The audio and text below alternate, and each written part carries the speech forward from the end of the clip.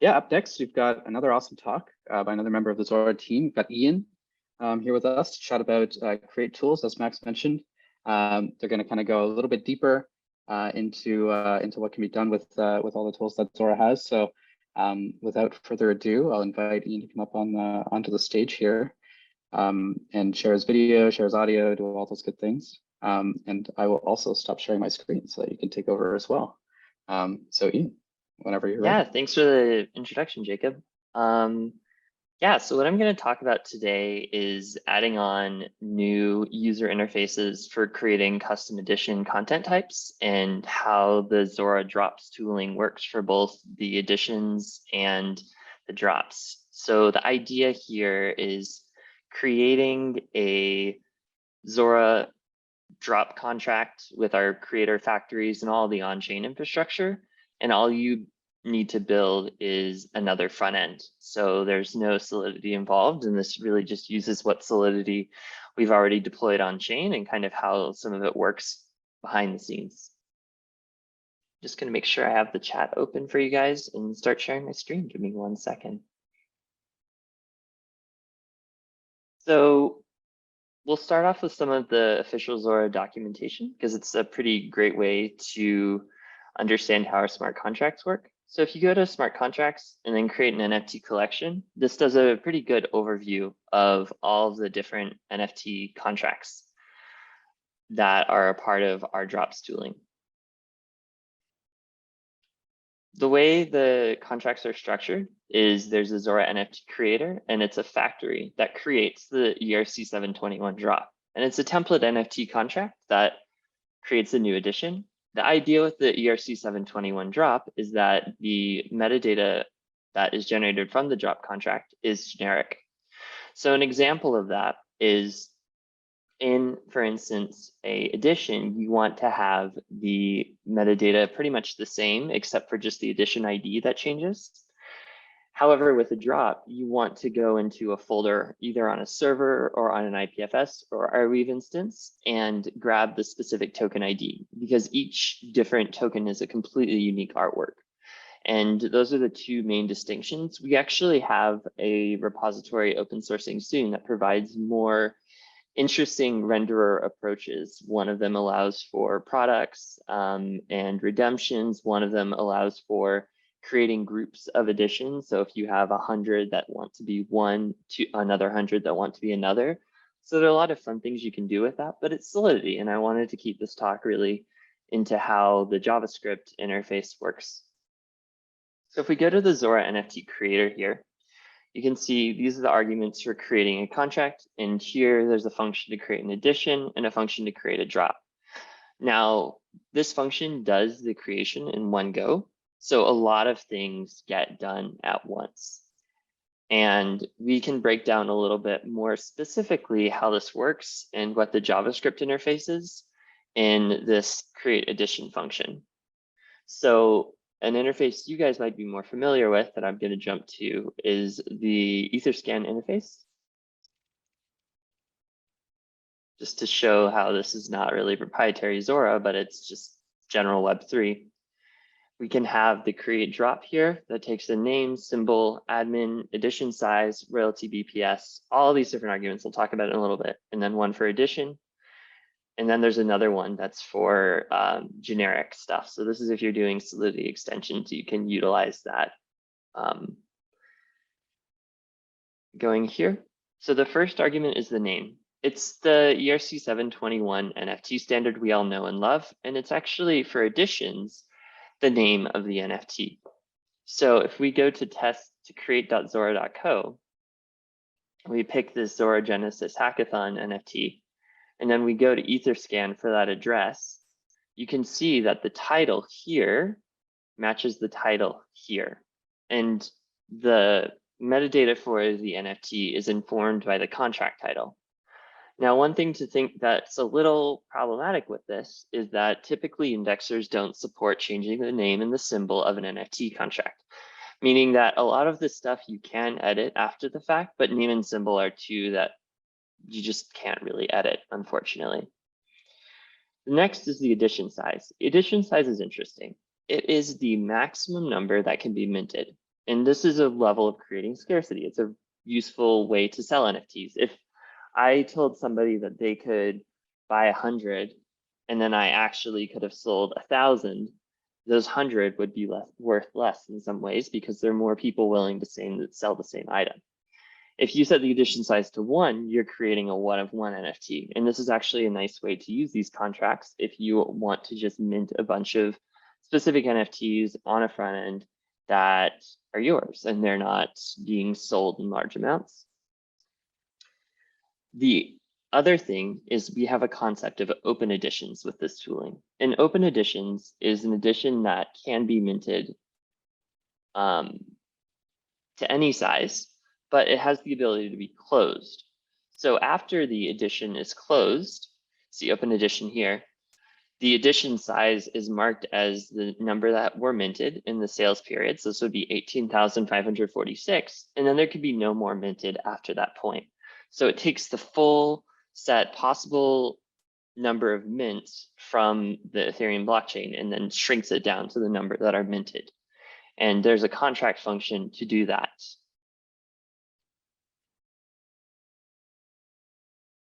The next is royalty BPS. This is the on-chain royalties in bits per share.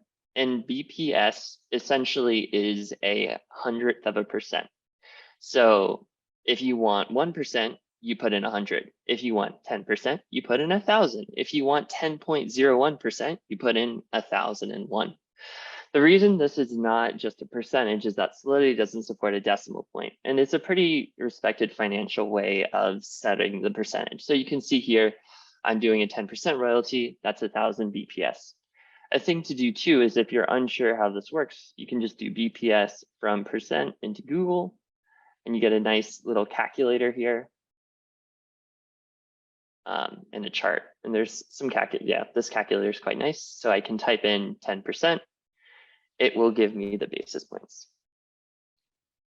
Continuing onward, you have a default admin. So the admin address is the address that manages the entire contract. It can do anything that the contract has the ability to do. Funds recipient is the address that gets the funds. Now, the reason these are split between two different addresses is if you wanted the funds recipient to be a split. Another way is if you wanted to fund Juicebox or you wanted to fund a DAO from your NFT sales, or you wanted to put the funds in a multi-sig, but your personal wallet would manage the drop. So it allows for some flexibility. The next is sales config. Sales config is complex. We'll talk about that in a little bit. This determines when the NFT is for sale, who's it allowed to be sold to, how much it costs, and all those sorts of things. It's the arguments for the lazy minting. Description, it's a string that you can see in here. It's just this string. Now, one thing to note about descriptions for editions is that they're stored on chain. And we can actually see that by going to this contract here, and then since it's a factory, each NFT is its own independent, wholly owned contract. And then I get to the Met renderer, and then I can ask for the information associated with that token. And then boom, we have this whole description stored on chain. Now it's stored on chain, which means that the cost goes up with the more content that you put in the description. The reason we didn't use off-chain media for the description on editions is that it would require a server. And Zora is really trying to be decentralized and wholly owned by the individuals that are creating the media. And a great way of doing that is to put as much data as possible in the contract that the NFT ownership is held by. And most people don't really mind the increased costs because this one description is used for tons of different NFTs. So it's pretty efficient in the end. For instance, this NFT was minted 165,000 times. So copying this description once for this many NFTs totally makes sense. If you're minting 1,000 individual unique NFTs with 1,000 different descriptions, that doesn't make any sense. And then we have the animation URI and the image URI. These are a part of the ERC 721, or the Image Uri is a part of the ERC 721 spec. It defines the image shown for the NFT. In this case, just this image. And you can go down here in the Zora interface and you can see that image URL. And this loads the full-sized image. Animation is an extension that's pretty well accepted, made by OpenSea, and it's used for any non-image content. Animation being web page, audio, video, even 3D objects are supported in animation URI. And this is kind of what we're going to be getting into with our little demo after this. The demonstration project will create a web page using this animation URI field. If we go down, here's how you might call this in JavaScript. We'll talk about the sales config in a minute, but my essay, so this is going to be my name, symbol, essay, 10, it's an addition of 10. So after 10 minutes, there can be no more made. It shuts down sales. Even me as an admin, I can't increase that number 10. The only time you can change the edition size is when you do an open edition and then you close it. So there's no way to increase the edition size. There's only a way to decrease it really in a very specific case. Here we next have the royalty BPS, default admin funds recipient. For small projects, it's worth just setting to the address of the minter. So it's set to the address of the minter here.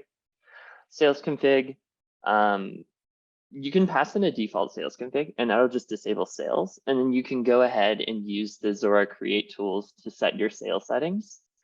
Or you can go and set a sale to start right when somebody mints. It's really up to your use case.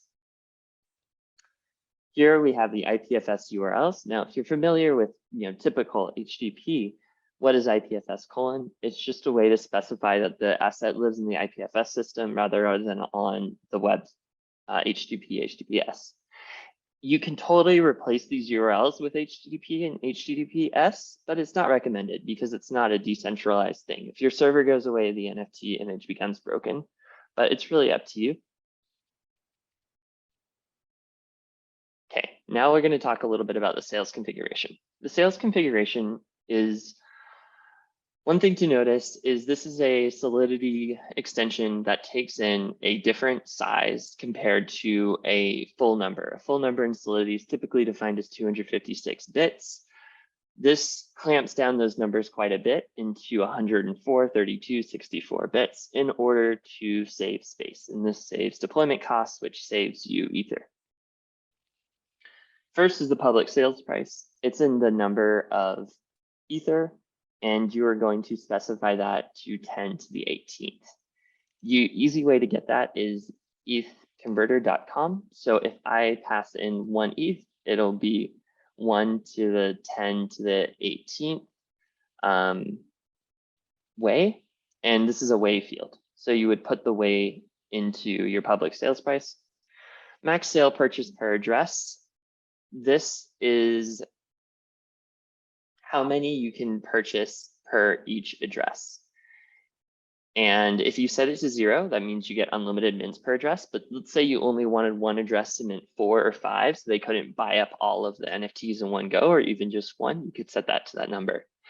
Now, the thing to be cautionary about with this per address field is that somebody could always just spin up more addresses, but it's a little bit annoying and it does slow people down. So it can hopefully encourage people to have more unique buyers, but it's very easy to get around if somebody wants to. The public sale start is in uint 64 and it's stored as a block timestamp, so that is a Unix time. It's the number of seconds since 1970. If you want to get the current Unix time,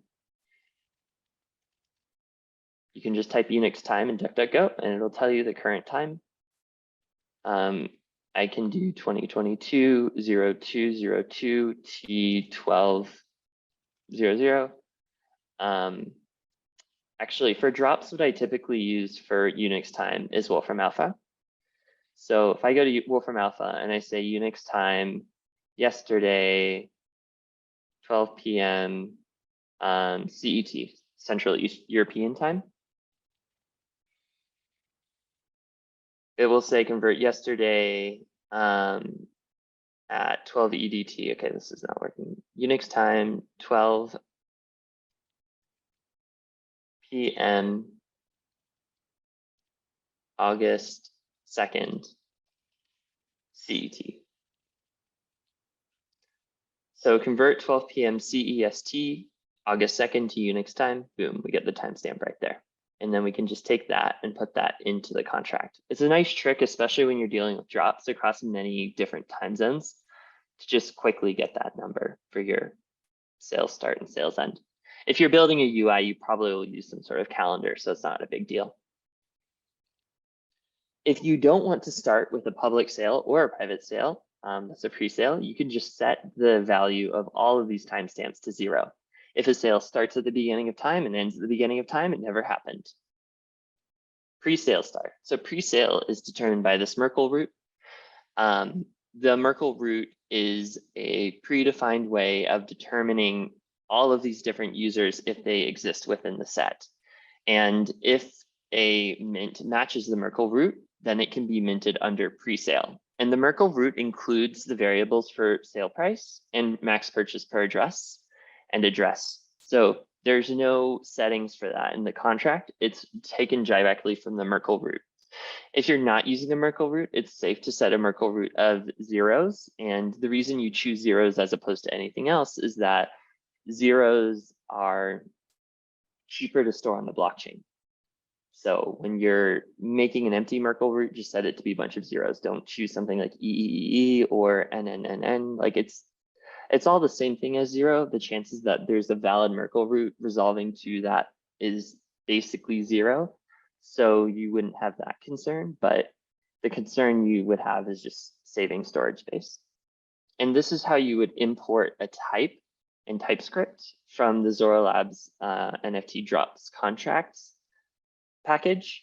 So you don't have to manually check every field. You can have TypeScript check it for you as well. And we'll get to what that looks like in the example.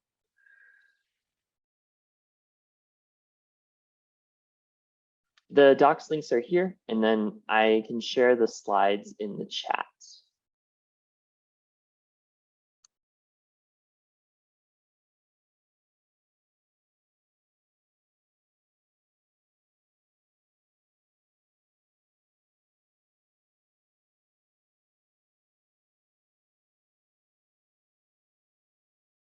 Okay.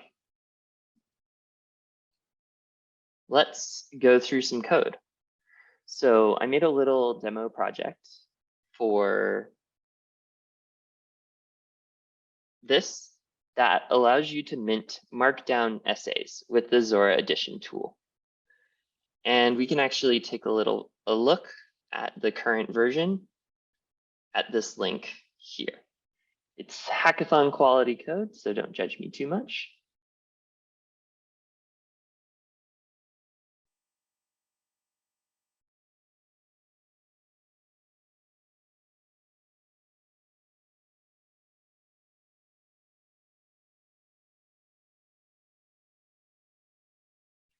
Jacob, are people able to see the chat?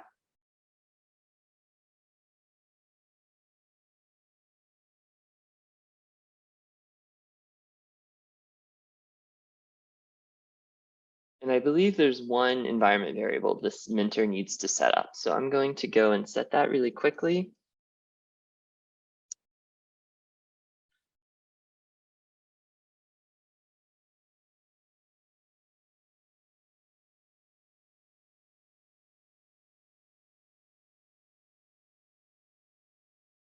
And show you how it works.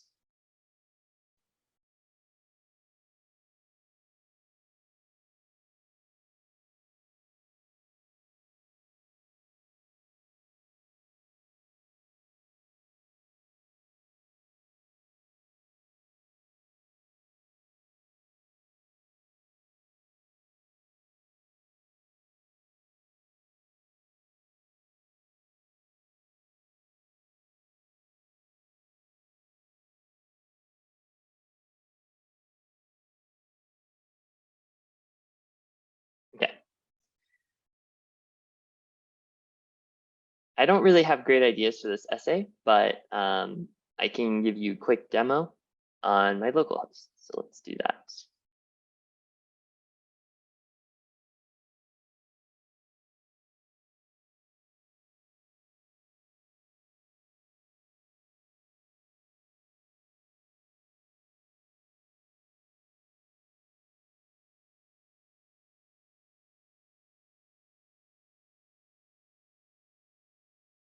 And then I'm actually going to take some of my presentation code and put it in the Markdown editor.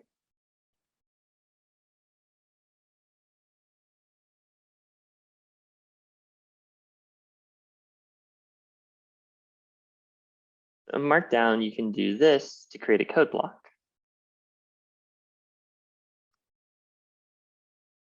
And then we can add a header. And then we can add another section for sales configuration. And I've already connected my wallet to the website. So you can see I'm on the Rinkeby test network and I'm connected to this website. And we can add in the sales configuration slide.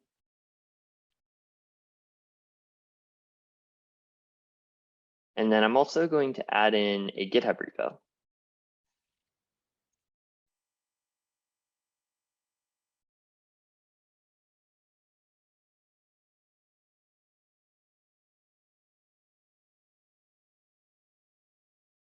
And let's make the link pretty. So here I can just take this GitHub repo. Oops. I think I deleted it there. And I want to make it a link.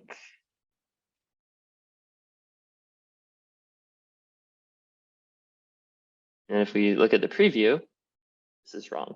GitHub repo, I think it goes the other way.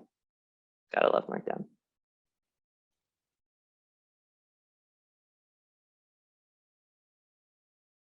Yep. And then we just delete this line here. And then I can go ahead and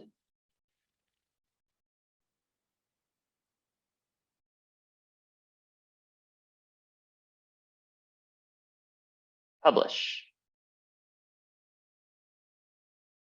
So here it's posting to my local server to the publish route.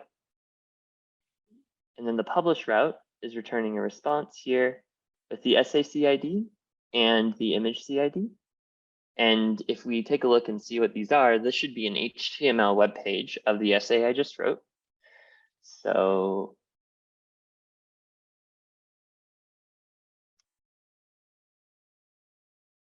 looks good to me.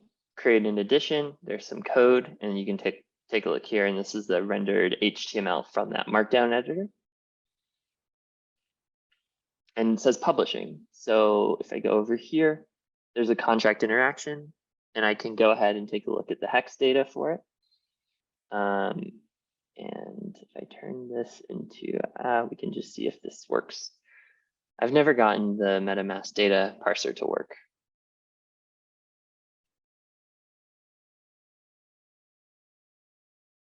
All right, it doesn't work. We will confirm the transaction.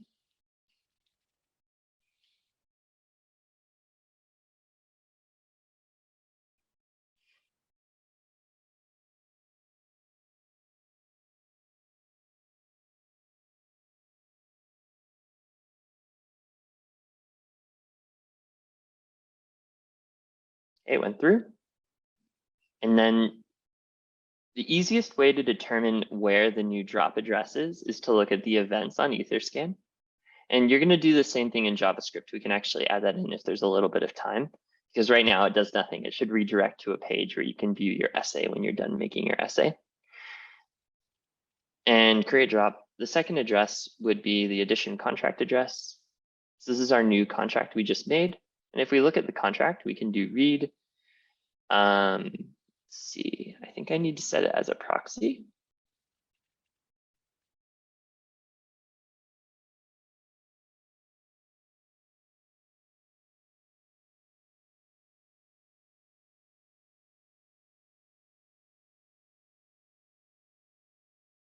And we can take a look at our name of the token and the descriptions. That would be in name, metabolism, and then there's no description, but we can then go over to our metadata tool to pull out the description. The metadata contract is generic across each of these editions, which means that you pass in as an argument your contract address, and it'll give you your information.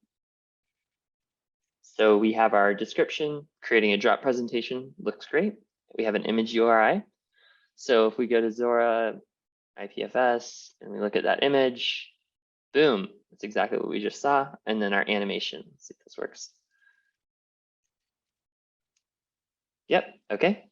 So what does this look like on OpenSea? Well, we can take a look after we mint something. So since I'm currently the admin of the drop, I am going to mint myself an NFT. Mint myself 2.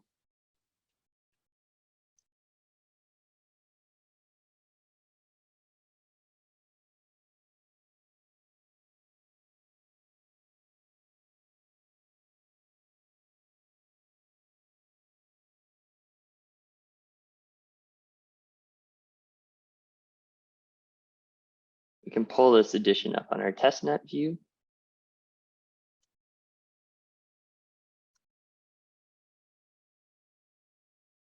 The right address, let's see. Okay, this did come through. Maybe it takes a few minutes, maybe, let's see. And then the mints went through, perfect.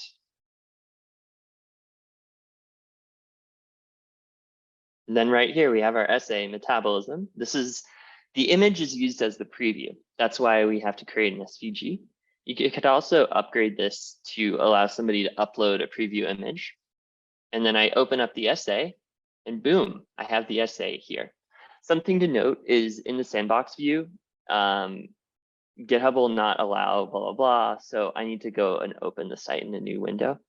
But yeah, you can render Markdown, you can add some styling, you could even add themes in the editor. So if you were to go to this here, you could choose a theme and then it would update this preview over here. And then that same theme would apply to this site right here. And you can actually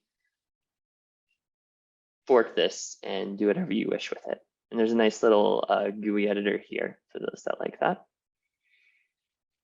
Something to note is if you link in an image, it should work, but it would be best to link in an image from something like IPFS, and you might have to go and work with your favorite Markdown editor to add that option in.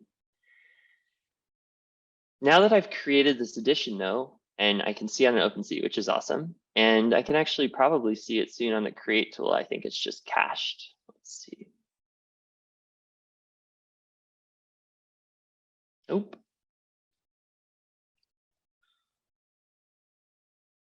How would we view this information locally? And actually, let's back up a bit and go through how does this upload flow work and how is this app working behind the scenes?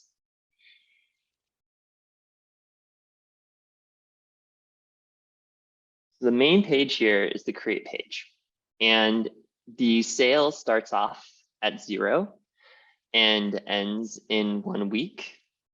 And the reason is 7, let's start 60, so it's seconds, minute, then 60 minutes in an hour, and then 24 hours in a day, and then 7 hours in 7 days in a week. So this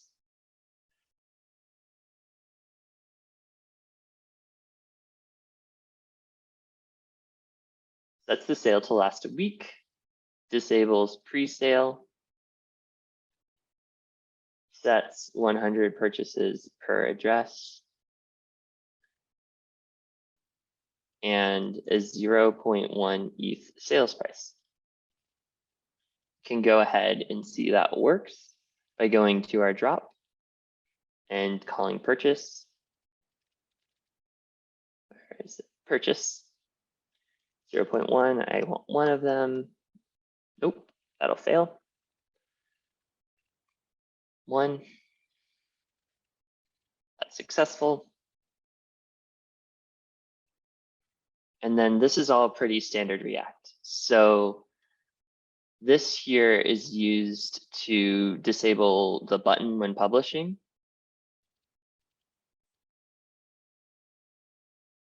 Here is content for essay, title, and description. And then this is stuff with WAGMI, which is a hooks library for interacting with Ethereum. And then this allows us to connect the Zora contracts with WAGMI. Here we have a fairly simple form. It takes in a title, description, and essay. I'm using a third-party markdown editor. It acts in React just as a standard text input. And then a button for publishing. I decided to use the GGen toolkit, but you can use any type of front end or your own component library to build out the components. When you push the upload button, the first thing that happens is it sets the publishing to true. And then it gets the essay HTML from the editor preview. It's a bit hacky, but it works. I didn't really want to re-render myself. And then it calls API publish. Now, a lot of times you might think, why doesn't it just call Pinata right here? Well, 2 reasons. 1 is mainly for security. I don't want to expose my Pinata URI. And then 2, it's just a little bit easier to get those API calls done on the server. You can batch it into one request and add in better error handling on the client. And you can also render things on the server side. The response then comes back as JSON. We grab the IPFS hash from both the image and the essay. This is just for debugging. And then it calls contract.createAddition. The ABI is pulled in from the node package of the Zora contracts. All the Zora contracts have node packages with type chain and ABIs published. And you can take a look and see what that syntax is in the node modules package. It's a pretty easy way. You're not going to find it directly in the repo since it's compiled automatically down. But you have deployments folder and you can choose the specific version of the deployment you want to use in your application. Dist folder, which includes the artifacts. Now these are the JSON files with the ABIs in them. And also type chain. And these are TypeScript definitions and JavaScript files to interact directly. There was a conflict between the Markdown editor and our type chain builds. So I was not able to use type chain with this project, and I just instead used the direct ABI files. Can take a little bit of a look into how the API works. I've found Pinata publishing from a string to be quite annoying, but this seems to be working pretty well. This is a very simple HTML web page. Given the essay content and the title, it just spits out a web page. Could probably improve on this quite a bit. Then I'm doing a request to Pinata directly. I'm not using any of Pinata's tooling. I'm just doing a standard HTTP request. So I set the CID version. I added the type essay from Pinata metadata. Not necessary, but nice when you're in the dashboard. It'll show all the essay types in one section. And then I'm just using the isomorphic fetch library, which I believe is included as a part of the Next.js framework, to then send the response to Pinata with the form data. Now, the reason you would use form data is to allow for adding on a file. JSON can't really encapsulate files very well. So solution here is to just append a file onto the request, and then it splits it up into multiple chunks for you. And you don't have to do anything for that. It's all automatic. Passing an authorization header. So this is coming in from Next.js as the Pinata key. And then it calls the HTTP response and then returns JSON. Probably needs to have better error handling, but this is our upload to Pinata function, short and sweet. Then this is the handler. This is the Next.js function that gets executed when this API route is called. First, it checks if the request is a post. It's going to ignore GET requests. And then it parses the JSON body to grab the title, description, and essay fields. And you can see that we pass those in right here, JSON stringify. Image CID, so this just uploads to Pinata a function make SVG card with the title and description, the content type. Essay HTML, make HTML page, same as making SVG card. It's just here. The make SVG card is used both the same on the server and the client, so it's in another file.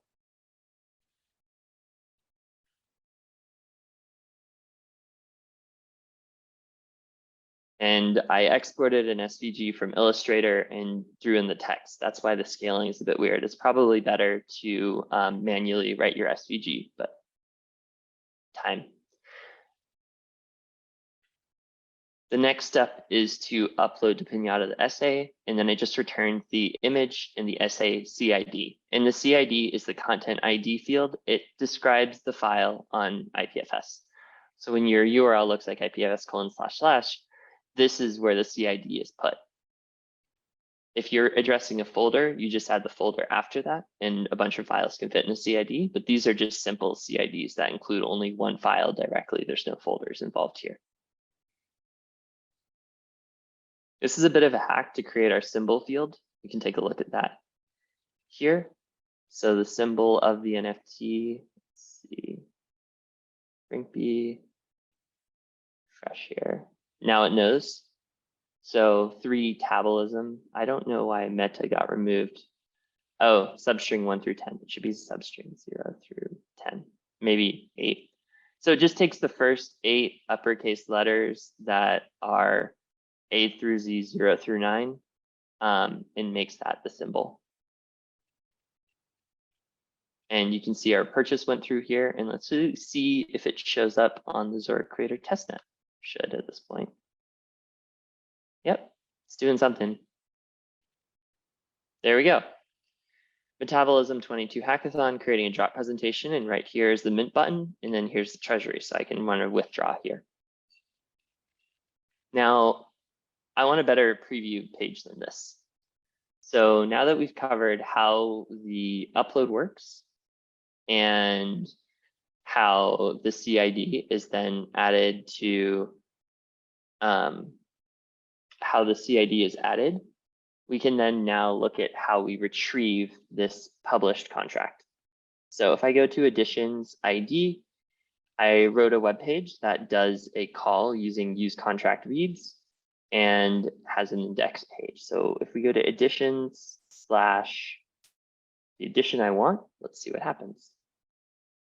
Loading, right there. Metabolism 22, creating a drop presentation, and then we got our IPFS, another IPFS. So let's do this. Data, it would be data 0, 1, and 2. 0, 1, 2. So data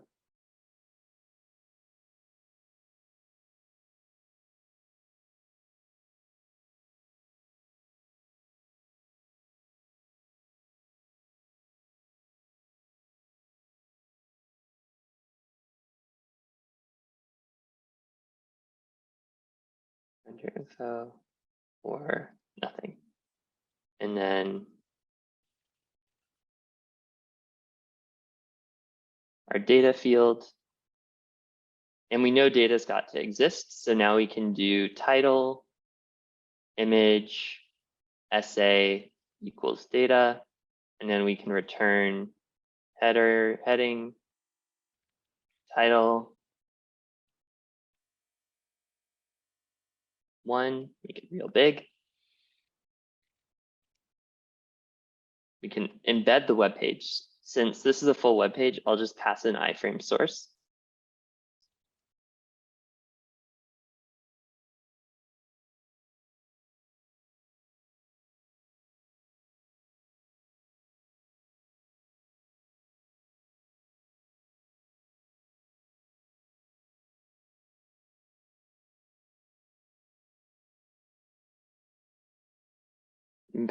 replace this with an HTTP gateway.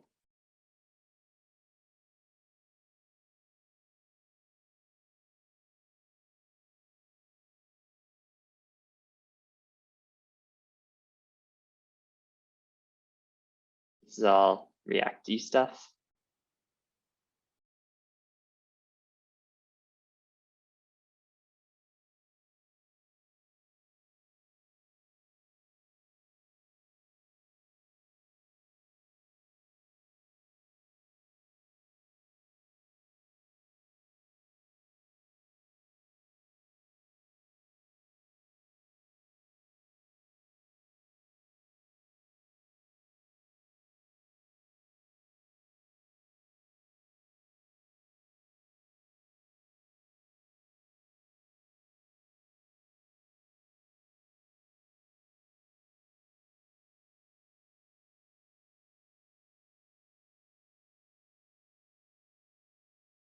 Maybe we swap the image and the essay.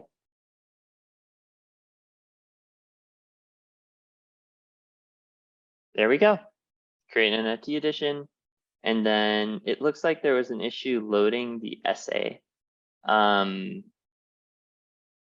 sure what's happening there, but I think that's time. So to play with this repo and to continue on, you can take a look at how all this works in the code in my GitHub. Just mark this down. And I will publish the latest changes.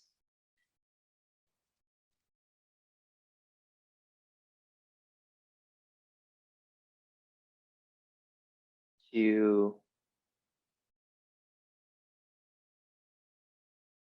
GitHub/Iain Nash Zora Essay Edition Minter. Thank you so much. And I hope somebody makes some cool, weird P5JS, HTML, interactive, SVG generative. I don't know. There's some really cool things you can do with this. So have a good rest of your day. Amazing. Thank you so much, Iain. That was sick. I think it was just being able to go through all of that in one fell swoop. And wow, that's awesome. Yeah, I think that's going to be an amazing resource for people as they build over the next weekend. Thank you so much for taking the time to roll over that with us. Really appreciate it.